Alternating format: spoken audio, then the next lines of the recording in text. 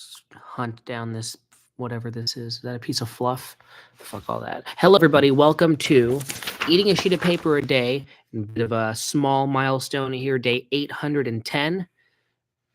We made it, guys, I guess. I don't know. But here, in the spirit of that, I'm going to divide the big number of today by 2 and tell you how my day's going. Given the circumstances and what lies ahead for me for the next 2 days, I should not have a score this big. So I don't know what's happened to me. Perhaps I'm mentally ill. But my final day of school, I believed, was on Friday. However, it is not. It's actually on Monday after 2 days straight, or 2 nights straight, shall I say, of work. And this work goes until basically midnight, which is why I'm streaming this at midnight. Circumstances force my hand. But I think it's okay. I'm thirsty and I wanted to drink Gatorade, or I wanted an excuse to drink Gatorade anyways. So.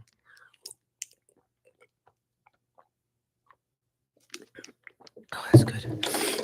Okay. Again, getting back into the swing of things. Very unusually busy piece of this whole end of the semester. This is quite literally not just the tail end of the semester. You know, like it's like an extra little piece of gristle at the very end of a bit of steak, and you know it's not supposed to be there, but it came out of fucking nowhere. Yeah, it's one of those things. It's like, damn, it really is actual definition of Tupperware leftovers. That's what these last few days are. Getting prolonged into oblivion this fucking semester. But I will end it. It will end itself.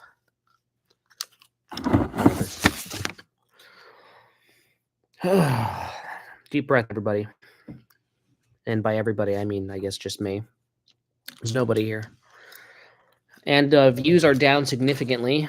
It appears the algorithm has loosened its clutch on this channel once again. So it seems like we will be surrounded with oblivion for a little bit, and that's okay.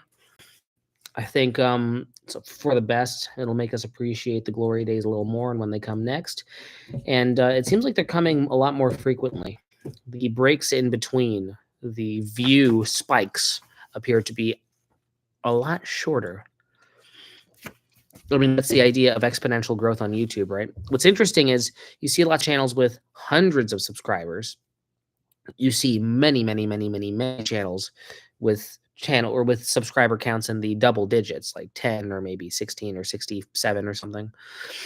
You see very few channels that, or no, let me say this. You also see plenty of channels that are in the millions or possibly the hundreds of thousands. But what's interesting to me is that appears to be beyond the ceiling, because there are very few channels I've seen that have within 70,000 or 50,000. I've seen some, they exist, but I see way more channels that are above 100,000 than channels that are 50 to 70 to 80,000.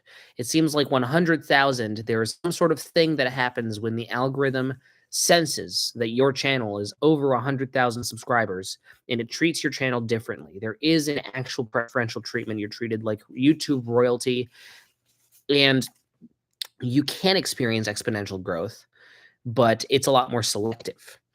It seems like whenever you reach a certain ceiling, when you get to like 10 to 15,000 subscribers, it jumps really quickly. Because I want for you guys to sit there with a straight face and actually type on your keyboards that you've seen more channels with 50 to 90,000 subs than you've seen channels over 100,000. And you could say that's just because, hold on, let me eat my first piece of paper. You could say that's just because, well, we consume content that we are looking for to be good. The best channels are very obviously going to have more subscribers. But what's interesting is I'm subbed to many channels that have a couple hundred, the underrated channels. And all of this is contingent on success. So why is it that despite the fact that I am subbed to a significant number of channels that are in the 1 to 5,000 and plenty of channels that are in the 5 to 800, maybe even a little less than that, and I'm subscribed to plenty of channels that are in the millions or hundreds of thousands, why am I only subscribed to maybe 2 or 0 channels that are in between 20 to 50 to 70 to 90,000? Like that area between 20,000 and 90,000 whenever a channel's there, it's only going to be there for a very short amount of time. It's going to spike up just like that. I've noticed that. It's a very interesting pattern with YouTube. Ordinary Sausage has had 760K for a year and a half. That's wild to me. There is a YouTuber, what is his name? Adam Neely or something? No, Adam Neely is the music guy. He's the music theory incel who makes videos that are like 20 minutes long and only 2 of those 20 minutes are interesting. He just goes into really overly. It's just math in disguise. No, there's some other been an OG YouTuber. He would flash animate stick figure fights ever since like 2006. And it took him like about 20 years or so to reach 1 million subscribers. And he had his 1 million subscriber special, and it was a complete disaster because it was a live stream. And someone decided to either troll, or maybe the fact that he was doing a sub live stream, his more selective viewers, of which there appeared to be fucking many of them, got sick of his channel live streaming, and a bunch of people because the sub count was going up, but it just started going down more than it ended up going up. More people were unsubscribing during his 1 million subscriber special, which was the first time it had ever happened. It seemed like almost in response to him live streaming his 1 million subscriber special in anticipation of hitting that milestone, people were just unsubscribing from him en masse. And it was one of the most brutal, awkward watches I've ever experienced.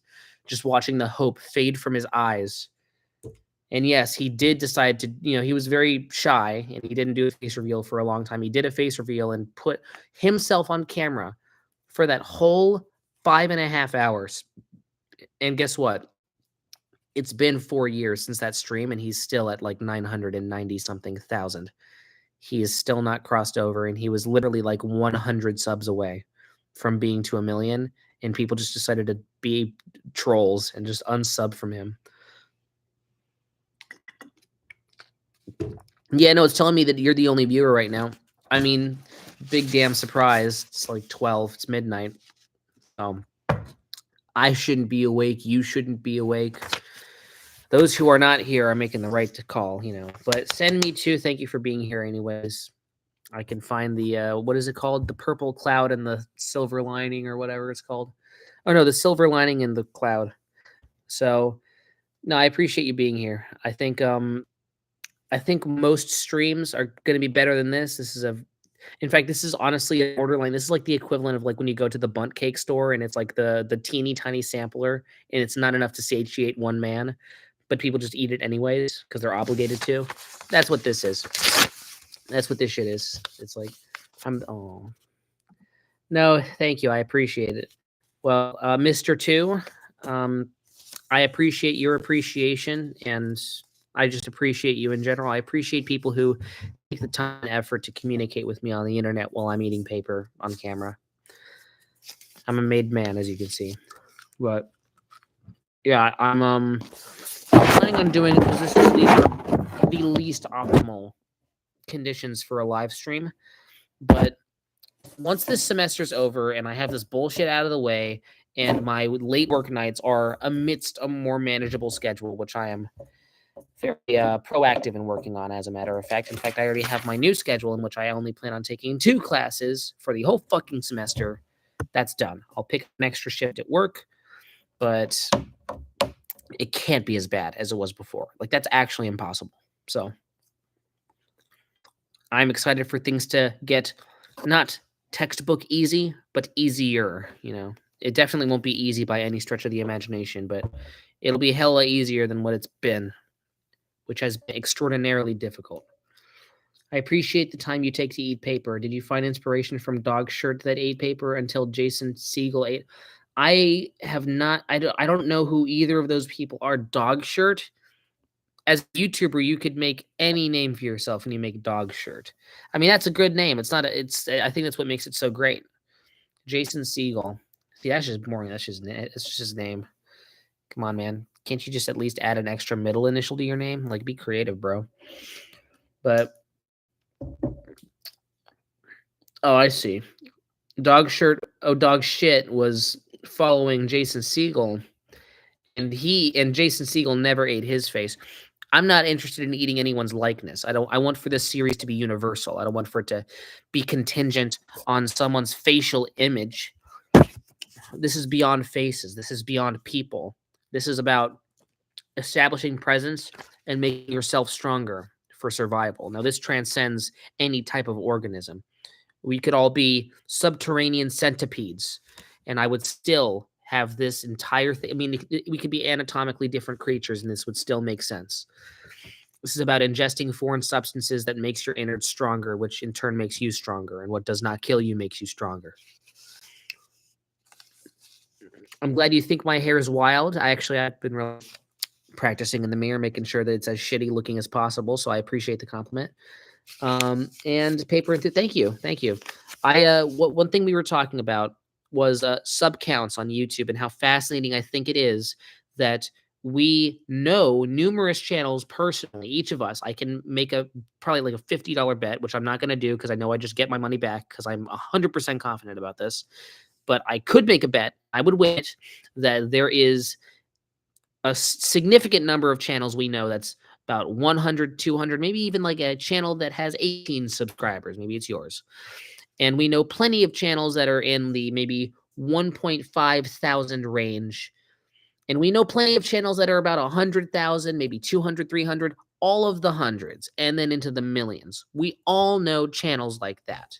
However, I'd be willing to bet that the vast majority of us don't know any more than 2 to 3 channels, if any, if not 0 channels that are from 20,000 to 90,000. That number of subs appears to be very slim on YouTube because anytime you make it past around 10,000, YouTube really makes your growth as exponential as possible. And you shoot up, and then once you go past 100,000, you win some sort of play button, and then the algorithm treats you differently based on your sub count specifically. And I know that's actual code that has been typed into the website. I just don't know what it is because YouTube is not legally required to tell anybody. And I mean, as YouTube has said themselves, it benefits them to not tell anybody because if they did, then I guess hackers and alt-right neo-Nazis would hack their website and broadcast videos of ISIS beheadings or whatever. I appreciate your dedication to eating paper. Have my poops changed? This is a very, very common question. I get this all the time. The answer is absolutely no change. As a matter of fact, one would think that you'd see paper. I mean, or at least some sort of paper cut on my asshole, or some sort of paper shaped poop, or maybe if I like something, any change at all. And I noticed very little. And I mean, after all, I'm feeling my shit with the most nerve ending populated part of my body, which is my asshole. And I didn't even notice a tactile difference. So I actually investigated with a pair of tweezers and a pair of my grandma's old chopsticks that I don't think I'm ever using again. And I looked inside the poop and I couldn't even see anything. It's almost like my body has finally understood the paper as food after years past and is truly digesting it like normal food, which is incredible. When people are saying I'm part paper, it's a really unfunny, uncreative joke until I realize I'm wrong and it's not a joke. They're speaking the truth. Because I mean, you can ingest something but not eat it. You know, eating is a type of ingestion. You can ingest something and then shit it out the exact same way it came in. But I ingest the paper and then I process it, which means that I am now truly what I eat, which is paper.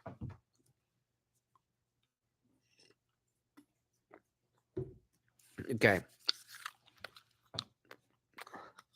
And I appreciate your enthusiasm and your optimism towards what many beta males would call me poisoning myself. Okay.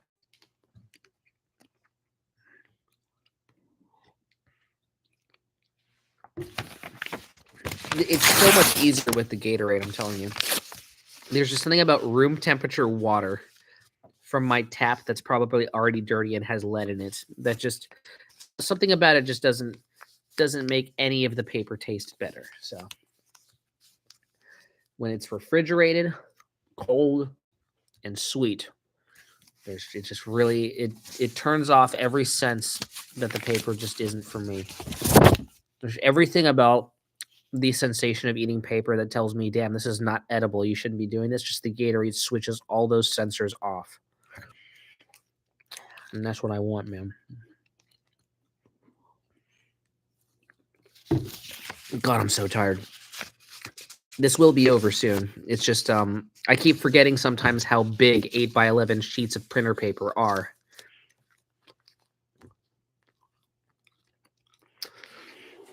You'll work your way up. I remember when I was in high school and I would eat paper as a nervous habit. It's also because it was a criminally boring chemistry class, and nobody ever wanted to actually do any chemistry because if anybody could make chemistry sound boring, it was this woman. But I ate paper as a nervous habit, and unfortunately, I already drew attention to myself by talking a lot, and people liked it when I talked, I guess, specifically in this class. I guess they liked my chemistry with my um, teacher. And my chemistry teacher had to put up with me, but it was just me goofing off and being an ass, and her being a little bit of a macro ass back. And that kind of had a particular dynamic that I guess kept the kids on lock. So honestly, she should be thanking me that kids weren't walking out of her class. But in the midst of all that, I was eating paper, and I wasn't even trying to do it for anybody. People kept thinking I was doing it for attention, which is, I totally get it. It probably totally looked that way, but it's what I do when I really am criminally bored. Also, another thing I do when I'm criminally bored is I talk. So this whole thing that I'm doing right now is a great way to prevent my brain from wandering. I'm always stimulated, which is why I like doing this series so much. But I do remember, to really bring it back to what you were saying, Send Me To, a very interesting name, by the way. Is that what, Japanese or something? But whatever, doesn't matter. You can type what nationality your name is, possibly Norwegian. But as a joke, a couple of people prepared a salad of paper, which they just like tore pieces of paper up and put it inside a coleslaw Tupperware. And I realize now that that made it so much worse, and it made the paper taste like salad. And I hate salad.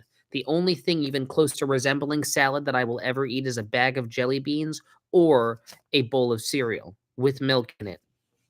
Have I tried glue? Yes, I used to eat glue when I was in preschool. Now that's a thing that I will never eat again. That was me actually being dumb. Like, out of all the inedible things to eat from my preschool days, paper is by far the most food-esque. Ugh. It was Senmetsu at some point, but I evolved because I'm like 40 now, so it changed. That's what's really interesting, because there was a guy, I think he's still around. It's just I stream at completely incompatible times for him because I'm sure he has a life. But his name was Johnny Cook. Johnny Cook was about in his 50s or something like that, which is interesting given my YouTube analytics, like, not like, it's basically saying that anyone over the age of 30 that watches my channel is in the bottom like 2% of active viewers. Excuse me, I just rattled my laptop on accident. But it's interesting to me because that means that there's got to be at least a couple people, possibly silent viewers, who don't comment or tell me their age. Like, the fact that you told me my age or told me your age is very interesting, and also not promised. Because what I find interesting is there are people, and Johnny Cook was one of them. He has a wife and 2 kids, and he just tells them. Like, he told me about how he would just go to the dinner table and be eating the family dinner every night with his prosperous family of 1 wife and 2 kids, and talk about the things that I talked about on the paper reading live stream, which sure put a hell of a lot of pressure on me to not talk about something retarded so that I get some material. But there are some days where I'm just sleep deprived, like now, and I'm just not operating on the full cylinders that I should. So, but it's really interesting because this whole thing started off as me entertaining myself when I was an adolescent. And then when my channel became regionally popular in high school, I was entertaining other people my age who were also stupid adolescents. And, granted, it's not like I am super mega popular. Again, I have 1 viewer as indicated by my view count thing and by my chat. But it seems like, I mean, it's mainly because I stream very, very late at night, and the playback that my videos get is significant. And there seems to be, in that playback combined with the live engagement, there seems to be a greater combined reach towards people. And I'm not just catering to adolescents anymore. I'm catering to people who have possibly families or just a lot of life experience. It's very interesting that someone in their 40s and 50s is watching this. So why not stream earlier in the day? Because I'm lazy. I tried to do that during school, but school got so hectic and my schedule got so beyond sodomized that it was no longer manageable. And I hope that I will not remain as complacent relative to my schedule and how hectic it is. And when my schedule frees up, I will take the initiative and actually fill that space. But I think my brain is just aching for any empty space so I can just rest. So, me doing this is me kind of guaranteeing and kind of obligating myself to resting less when I need to rest more. But I will find some middle ground between that. Can't remember the last time my brain fired on all cylinders. No, actually, that's completely false. You're living in opposite world, my friend. You're living in upside down land because you think too much. You keep over guessing and overestimating everything you say. For context, I know this guy in real life. I know Momo in real life. Um, just you got to stop thinking so much. Just be brainless. I'm serious. You're too smart for your own good, and the smartest people I know are the most insecure ones. So just be dunderheaded. It's really not that bad. People really overvalue that type of intelligence. Just be stupid and don't think. I'm not gonna quit this live stream. I might be the last remaining person. Is there a good movie I suggest? Ooh, tell me what movies you like because I'm still trying to update my list because there's multiple lists, but one of them is my 2024 ranked list. Right, we're going from the very bottom, which has, of course, the masterpiece Megamind 2 and If. So bad. And of course, the Garfield movie, known colloquially via the movie poster as the movie. So shit. And Argyle, which might be one of the biggest pieces of shit I've ever seen. All these are bad. But if you go up, better, till you get to the very top, Sonic 3 is going to drop. I'm going to ban you, Moses. I'm going to ban you right now. That chicanery out of here. Okay. Anora is my film of the year. Challengers is second place. Conclave's real weird. I really don't know how to feel about it, but I appreciate the commentary way more than I actually enjoyed the watching experience. But it really is high up there because I love what the movie says. The Substance is more of a fun watch. That I would recommend The Substance more than Conclave. I still think Conclave when it comes to what type of this is going to be really confusing, but what sort of substance is in the movie, right? Lol, what did I do? I'm just pulling your leg, Moses. Why do you got to take everything seriously at the worst moments? Moses, just sit back, relax, and I don't know, pirate Sonic 3, all right? Torrent a copy, download the MP4 while I'm describing this, okay? You do your thing, I'll do mine. Dune Part 2, Rap World, DD, very disappointing ending. And that's probably where things go down to 7 out of 10 range, more disappointing areas. Meh. So I'm gonna pin that now. I'm sorry, Moses. We're not bullying you. I mean, I'm not bullying you. This is us having fun, and this is me. This is my homage. I'm appreciating you by um saying that you think too much. Yeah. But yeah, I if I could recommend a movie from this year, it would be Anora. I know there's a bunch of others that I actually want to watch, which is if I can go to the bottom of this in order list, starting with Joker 2, we have TV Glow, Hundreds of Beavers, Mars Express, The Apprentice, that Trump biopic starring who was that? What was that guy? He was an A24 guy. Same guy who was in A Different Man, I believe. Megalopolis, not excited to watch that one, but I was told that there were some mildly interesting moments that might get your cock hard for like 2 seconds. Like Adam Driver talks to the audience, and so people, oh, he's talking to me, and that's the only interesting part of the movie, and the rest of it's just a bunch of bullshit. Smile 2, that's just going to be really funny. We Live in Time, I expect for that to be a solid 5 out of 10. The Brutalist, I'm actually excited for that one. A Different Man, actually excited for that. This foreign film called Universal Language, actually excited for that, and Nickel Boys, and I'm Still Here. 4 of the most critically acclaimed movies of the entire year. And then we get into the real masterpieces like Red One. Hell yes. Heretic, which looks average. Presence, which people said was good, but it appears to be controversial. It appears to be a Beau is Afraid type horror movie. A Real Pain with Jesse Eisenberg. Gladiator 2, which I know I'm going to sleep through. Wicked, which I don't understand why it has a 4. That's way too fucking high for an Ariana Grande movie. This is Criminal. Y2K, written by Kyle Mooney with really bad ratings. I'm kind of concerned. It's a 2.9. Yikers. Borderlands, I am so excited to watch this. I'm so excited. This is going to be my movie of the year. And Memoir of a Snail, which actually looks good. So, Momo, we are joking. I love you. Yeah, exactly. Mwah. I can't sleep right now because my cat invaded. Yes. I saw your story on Instagram about that. That's really unfortunate. You should euthanize it. We are kidding, Moses. Don't take anything I say seriously. In fact, I'm very anti-euthanasia right now because I'm fucking. This is the last piece, by the way. I went through a whole drama because my dad is trying to put down my animals and I will not let him. And so his middle ground is, you see the dog gate behind me. He wants to box the dogs into a relatively small space when he really doesn't need to do that. He's like, these dog gates are going to stay right here no matter what, or I'm moving out. I'm like, you should move out. That's a good idea, actually. Put him down. That's what I'm saying. Put him down or put him in a small cage where he can't go anywhere or experience any joy.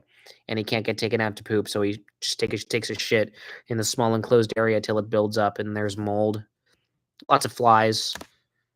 Then he dies. It's a good idea. Try it. FF Spirits with N. It was terrible for FF. Fuck.